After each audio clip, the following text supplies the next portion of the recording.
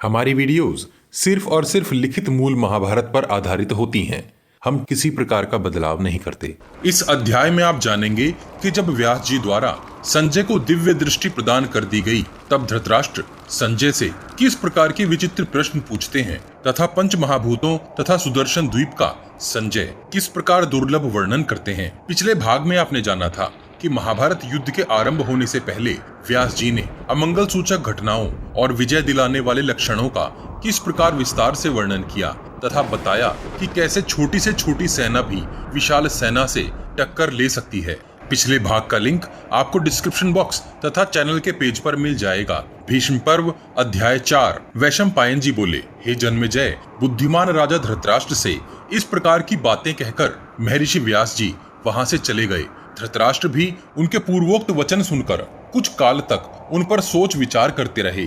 2 घड़ी तक सोचने विचारने के पश्चात बारंबार लंबी सांस खींचते हुए उन्होंने विशुद्ध हृदय वाले संजय से पूछा, हे संजय, पृथ्वी का पालन करने वाले ये शूरवीर नरेश इस भूमि के लिए ही अपना जीवन निछावर करके युद्ध का अभिनंदन करते और छोटे बड़े अस्त्र शस्त्रों द्वारा एक दूसरे पर घातक प्रहार करते हैं। इस भूतल के संपूर्ण ऐश्वर्य को स्वयं के लिए चाहते हुए वे एक दूसरे को अपने सम्मुख सहन नहीं कर पाते हैं। परस्पर एक दूसरे पर प्रहार करते हुए यमलोक की जनसंख्या बढ़ाते हैं, परंतु शांत नहीं होते हैं।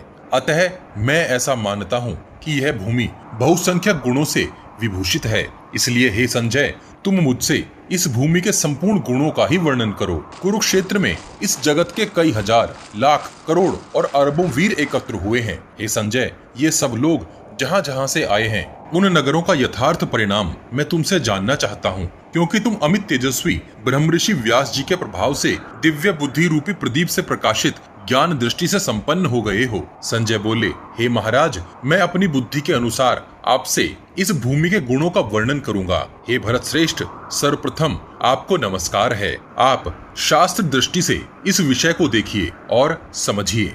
हे राजन, इस पृथ्वी पर 2 प्रकार के प्राणी उपलब्ध हैं, स्थावर अर्थात न चलने वाले और जंगम अर्थात चलने वाले। जंगम प्राणियों की उत्पत्ति के 3 स्थान हैं, अंडज अर्थात अंडे से उत्पन्न होने वाले, स्वेदज अर्थात पसीने से पैदा होने वाले, उदाहरण खटमल या जूं, और जरायुज अर्थात जो सीधे शिशु को जन्म देते हैं, उदाहरण मनुष्य इत्यादि। हे राजन, संपूर्ण जंगम जीवों में जरायुज अर्थात जो सीधे शिशु को जन्म देते हैं जैसे मनुष्य श्रेष्ठ माने गए हैं। जरायुजों में भी मनुष्य और पशु उत्तम हैं। वे नाना प्रकार की आकृति वाले होते हैं। हे राजन, उनके 14 भेद हैं जो वेदों में बताए गए हैं। हे भूपाल, उन्हीं में यज्ञों की प्रतिज्ञा स्थित है। ग्रामवासी पशुओं और मनुष्यों में मनुष्य श्रेष्ठ हैं और वनवासी पशुओं में सिंह श्रेष्ठ है। समस्त प्राणियों का जीवन निर्वाह एक दूसरे पर निर्भर होता है। स्थावरों को उद्भिज कहते हैं। उनकी 5 ही जातियां हैं, वृक्ष, गुलम या झाड़ियां, लता अर्थात बेल, वल्ली अर्थात रेंगने वाला पौधा और त्वक्सार जैसे बांस इत्यादि। ये सब तृण वर्ग की जातियां हैं। ये स्थावर 14 और जंगम 5, कुल 19 प्राणी हैं। इनके साथ ही 5 महाभूतों को गिन लेने पर इनकी संख्या 24 हो जाती है। गायत्री के भी 24 ही अक्षर होते हैं, इसलिए इन 24 भूतों अर्थात प्रकारों को भी जनमानस द्वारा गायत्री कहा गया है। हे भरत श्रेष्ठ, जो लोक में स्थित इस सर्वगुण संपन्न पुण्यमयी गायत्री को यथा रूप से जानता है, उसे कभी कष्ट नहीं होता। हे नरेश्वर, उपयुक्त 14 प्रकार के जरायुज प्राणियों में वनवासी पशु 7 हैं और ग्रामवासी भी 7 ही हैं। सिंह, व्याघ्र अर्थात बाघ, वराह अर्थात सुअर, महिष अर्थात भैंसा, गज अर्थात हाथी, रीछ और वानर, ये 7 वनवासी पशु माने गए हैं। गाय, बकरी, भेड़, मनुष्य, घोड़े, खच्चर और गधे, इन 7 पशुओं को साधु पुरुषों ने ग्रामवासी बताया है। हे राजन, इस प्रकार ये ग्रामवासी और वनवासी मिलकर कुल 14 पशु कहे गए हैं। सब कुछ इस भूमि पर ही उत्पन्न होता है और इस भूमि में ही विलीन हो जाता है। भूमि ही सब प्राणियों की प्रतिष्ठा और भूमि ही सबका परम आश्रय है। जिसके अधिकार में भूमि है, उसी के अधिकार में संपूर्ण चराचर जगत है। इसीलिए इस भूमि के प्रति आसक्त रहने वाले राजा लोग एक दूसरे को मारते हैं। भीष्म पर्व अध्याय 5।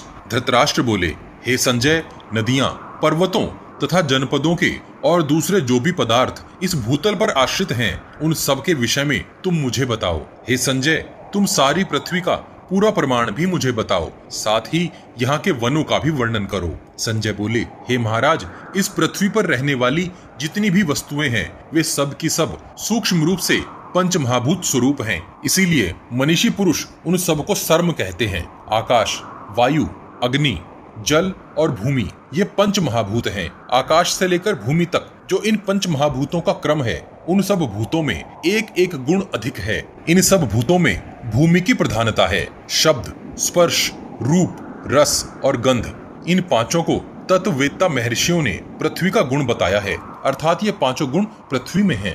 हे राजन, जल में 4 ही गुण हैं, उसमें गंध का अभाव है। तेज अर्थात अग्नि में शब्द, स्पर्श तथा रूप ये 3 ही गुण हैं। वायु में शब्द और स्पर्श 2 ही गुण हैं तथा आकाश का एकमात्र गुण शब्द ही है। हे राजन, ये 5 गुण संपूर्ण लोकों के आश्रयभूत पंच महाभूतों में रहते हैं, जिनमें समस्त प्राणी प्रतिष्ठित हैं।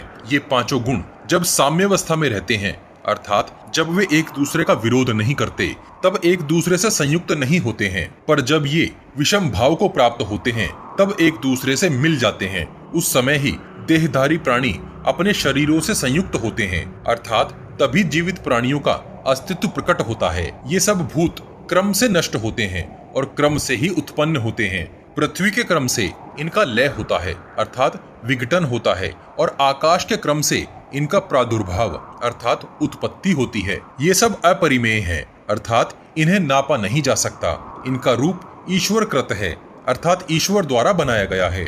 भिन्न भिन्न लोकों में यही पंच भौतिक धातु दृष्टिगोचर होते हैं। मनुष्य मात्र तर्कों द्वारा इनके प्रमाणों का प्रतिपादन करते हैं, अर्थात तर्कों द्वारा ही इनकी खोज करते हैं। परंतु जो अचिंत्य भाव है, अर्थात जिनकी कल्पना भी नहीं की जा सकती, उन्हें तर्क से सिद्ध करने की चेष्टा नहीं करनी चाहिए। जो स्थूल प्रकृति से परे है वही अचिंत्य स्वरूप है। हे कुरुनंदन, अब मैं सुदर्शन नामक द्वीप का वर्णन करता हूँ। हे महाराज, यह द्वीप चक्र की भांति गोलाकार है। यह नाना प्रकार की नदियों के जल से आच्छादित, मेघ के समान उच्चतम पर्वतों से सुशोभित, भांति भांति के नगरों, रमणीय जनपदों तथा फल फूल से भरे हुए वृक्षों से विभूषित है। यह द्वीप भांति भांति की संपदाओं तथा धन धान्य से संपन्न है। उसे सब ओर से लवण समुद्र ने घेर रखा है। जैसे मनुष्य दर्पण में अपना मुंह देखता है, उसी प्रकार सुदर्शन द्वीप चंद्रमंडल में दिखाई देता है। इसके 2 अंश पीपल के समान और 2 अंश एक विशाल शश अर्थात खरगोश की भांति दिखाई देते हैं। इनके सब ओर संपूर्ण औषधियों का समुदाय फैला हुआ है। इन सब को छोड़कर शेष स्थान जल में समझना चाहिए। इससे भिन्न संक्षिप्त भूमि खंड बताया गया है। उस खंड का मैं संक्षेप में वर्णन करता हूँ, सुनिए। भीष्म पर्व अध्याय 6। धृतराष्ट्र बोले, हे बुद्धिमान संजय, तुमने सुदर्शन द्वीप का विधि पूर्वक थोड़े में ही वर्णन कर दिया, परंतु तुम तो तत्वों के ज्ञाता हो, अतः इस संपूर्ण द्वीप का विस्तार के साथ वर्णन करो। शस चिन्ह में भूमि का जितना अवकाश दृष्टिगोचर होता है उसके विषय में बताओ।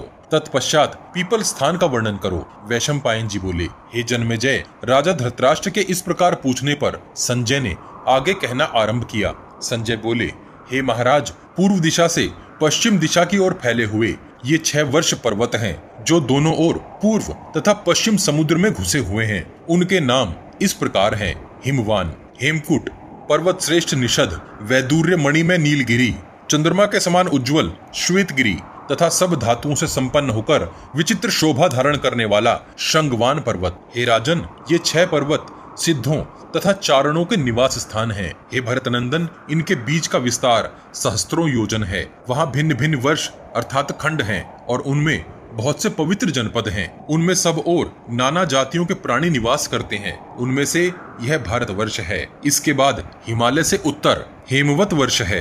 हेमकूट पर्वत से आगे हरिवर्ष की स्थिति बताई जाती है। हे महाभाग, नीलगिरी के दक्षिण और निषद पर्वत के उत्तर पूर्व से पश्चिम की ओर फैला हुआ माल्यवान नामक पर्वत है। माल्यवान से आगे गंधमादन पर्वत है। इन दोनों के बीच में मंडलाकार सुवर्ण में मेरु पर्वत है, जो प्रातःकाल के सूर्य के समान प्रकाशमान तथा धूमरहित अग्नि के समान कांतिमान है। इसकी ऊंचाई 84,000 योजन है। हे राजन, वह नीचे से 84,000 योजन तक पृथ्वी के भीतर घुसा हुआ है। हे प्रभो, मेरु पर्वत ऊपर नीचे तथा अगल बगल संपूर्ण लोकों को आवृत करके खड़ा है। इसके पार्श्व भाग में 4 द्वीप बसे हुए हैं। हे भारत, इनके नाम ये हैं: भद्राश्व, केतुमाल, जम्बू द्वीप और उत्तर कुरु। उत्तर कुरु द्वीप में पुण्यात्मा पुरुषों का निवास है। एक समय पक्षीराज गरुड़ के पुत्र सुमुख ने मेरु पर्वत पर सुनहरे शरीर वाले कौवों को देखकर सोचा कि यह सुमेरु पर्वत उत्तम, मध्यम तथा अधम प्राणियों में कुछ भी अंतर नहीं रहने देता है, इसलिए मैं इसका त्याग कर दूंगा। ऐसा विचार करके वे वहां से अन्यत्र चले गए थे। ज्योतिर्मय ग्रहों में सर्वश्रेष्ठ सूर्य देव, नक्षत्रों सहित चंद्रमा तथा वायुदेव भी प्रदक्षिण क्रम से सदा मेरुगिरी की परिक्रमा करते रहते हैं। हे महाराज, वह पर्वत दिव्य पुष्पों तथा फलों से संपन्न है। वहां के सभी भवन जम्बुनद नामक सुवर्ण से विभूषित हैं। उनसे घिरे हुए उस पर्वत की बड़ी शोभा होती है। हे राजन, उस पर्वत पर देवता, गंधर्व, असुर, राक्षस तथा अप्सराएं सदा क्रीड़ा करते हैं। वहां ब्रह्मा, रुद्र तथा देवराज इंद्र एकत्र हो पर्याप्त दक्षिणा वाले नाना प्रकार के यज्ञों का अनुष्ठान करते हैं। उस समय तुम्बुरु, नारद, विश्ववासु, हाहा और हुहु नामक गंधर्व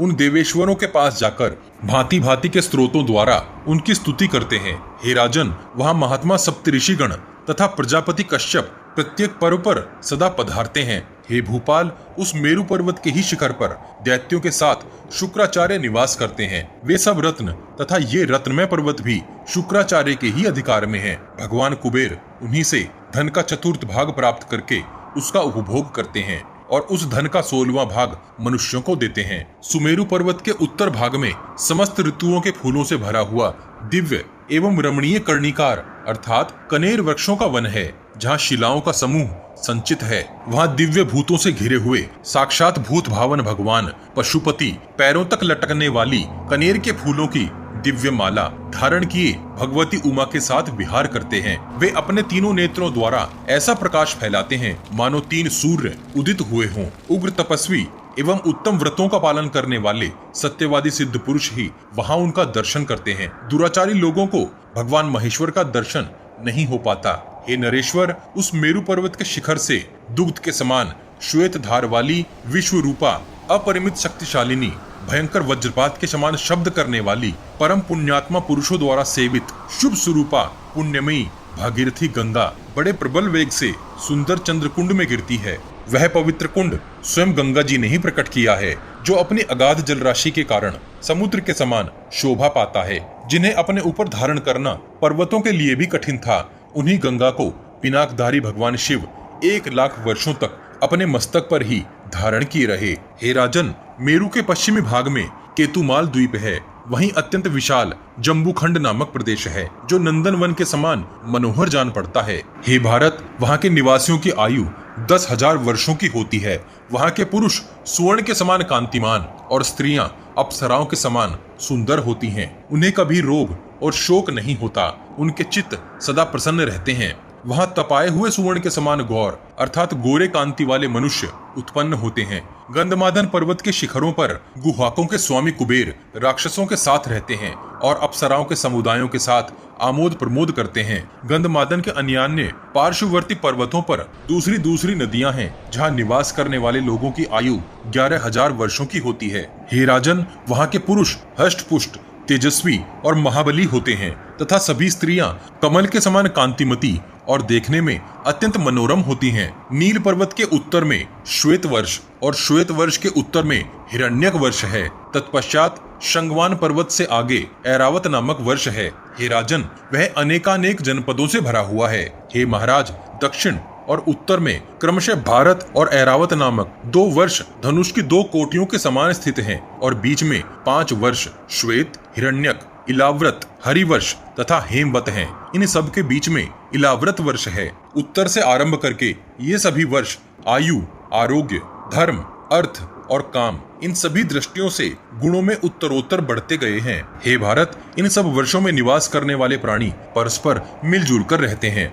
हे महाराज, इस प्रकार यह सारी पृथ्वी पर्वतों द्वारा स्थिर की गई है। विशाल पर्वत हेमकुट ही कैलाश नाम से प्रसिद्ध है, जहाँ कुबेर गुहाकों के साथ सानंद निवास करते हैं। कैलाश से उत्तर मैनाक है और उससे भी उत्तर दिव्य तथा महान मणिमय पर्वत हिरण्य शृंग है। उसी के पास विशाल, दिव्य, उज्जवल तथा कांतिमय बालू का अर्थात कांतिमान मिट्टी या रेत से सुशोभित रमणीय बिंदु सरोवर है, जहाँ राजा भगीरथ ने भागीरथी गंगा का दर्शन करने के लिए बहुत वर्षों तक निवास किया था। वहाँ बहुत से मणिमय यूप तथा सुवर्ण में चैत्य अर्थात महल शोभा पाते हैं। वहीं यज्ञ करके महायशस्वी इंद्र ने सिद्धि प्राप्त की थी। उसी स्थान पर सब और संपूर्ण जगत के लोक सृष्टा प्रचंड तेजस्वी सनातन भगवान भूतनाथ की उपासना करते हैं। नर, नारायण, ब्रह्मा, मनु और पांचवें भगवान शिव वहां सदा स्थित रहते हैं। ब्रह्मलोक से उतरकर त्रिपथगामिनी दिव्य नदी गंगा पहले उस बिंदु सरोवर में ही प्रतिष्ठित हुई थी।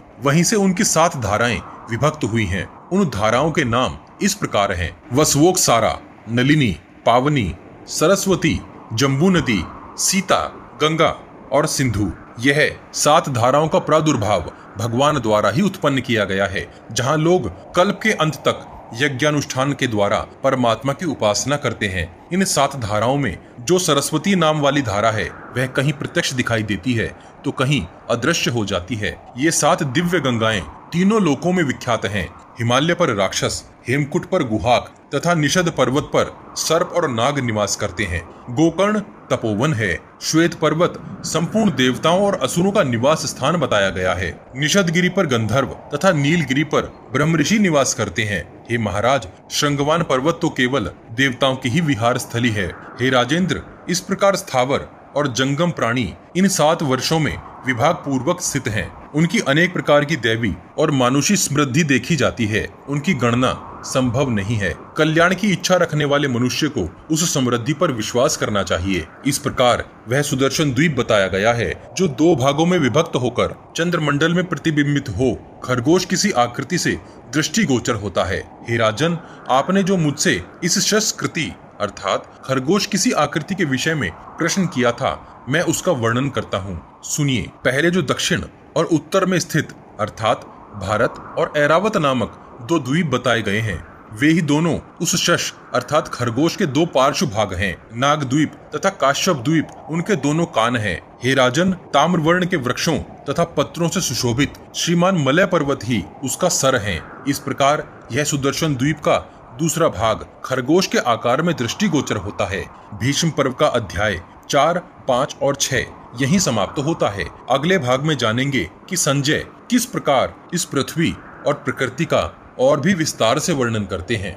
एक सूचना, इंटरनेट और सोशल मीडिया पर महाभारत और उनके चरित्रों को अनाप शनाप तरीके से बहुत ही विकृत करके जनता अर्थात आप सबके सामने परोस दिया जाता है, जिसके कारण अधिकतर लोग बिना सर पैर की बातों को आधा अधूरा जानकर इस महान महाग्रंथ पर विकृत धारणा बना लेते हैं। हम महाभारत का सही रूप आप सब तक पहुंचाने का भरपूर प्रयास कर रहे हैं, जिसके हर भाग को लिखित महाभारत से मिलान किया जा सकता है। सही महाभारत को आप सबके सहयोग से ही आम जनमानस तक पहुंचाया जा सकता है। वीडियो को शेयर अवश्य कीजिए और इस विशाल प्रोजेक्ट को आगे बढ़ाने में हमारी सहायता कीजिए।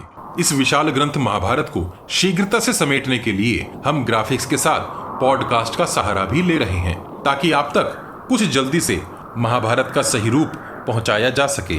आपको हमारा प्रयास कैसा लग रहा है, कृपया कमेंट बॉक्स में कमेंट करके हमें जरूर बताइए। पिछले सभी भाग आपको हमारे चैनल के पेज पर और इस वीडियो के डिस्क्रिप्शन बॉक्स में भी मिल जाएंगे। हम हर सीरीज की एक प्लेलिस्ट भी बनाते हैं। उम्मीद है आप हमारी वीडियोस अपने उन दोस्तों को शेयर जरूर करते होंगे जो महाभारत का सही रूप समझना और जानना चाहते हैं। आपके हर शेयर से हमारा मनोबल बढ़ता है। अपने प्रियजनों तक यह ज्ञान पहुंचाने के लिए वॉच गॉड चैनल को सब्सक्राइब और शेयर करना मत भूलिए। सब्सक्राइब बटन के बगल में बनी छोटी सी घंटी भी बजा दीजिए। जय श्री कृष्ण। हर हर महादेव।